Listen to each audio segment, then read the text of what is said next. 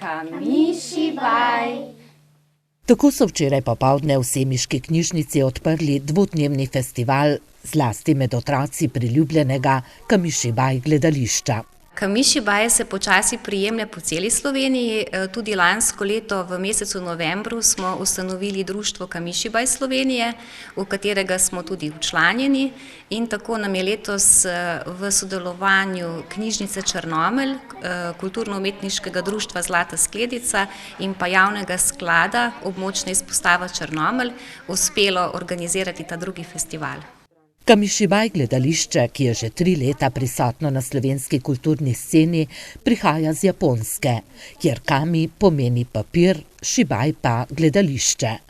Izvajalec stoji ob malem lesenem odru, na katerem ob slikah teče zgodba, ki jo pripoveduje otrokom ali pa tudi odraslim.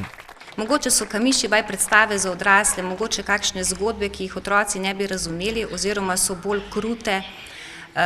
Ampak nasplošno Kamišibaj ni samo za otroke. Kamišibaj je za vse tiste, ki imajo radi dobre zgodbe.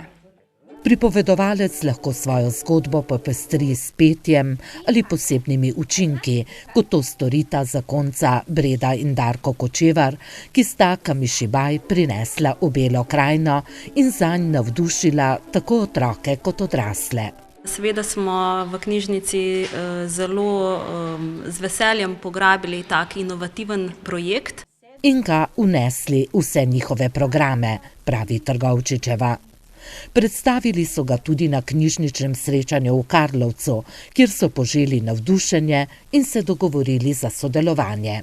Res se mi zdi, da je Kamišibaj dobil ta krila in pa tudi prepoznavnost tako knjižnice kot tudi Črnomlja kot mesta.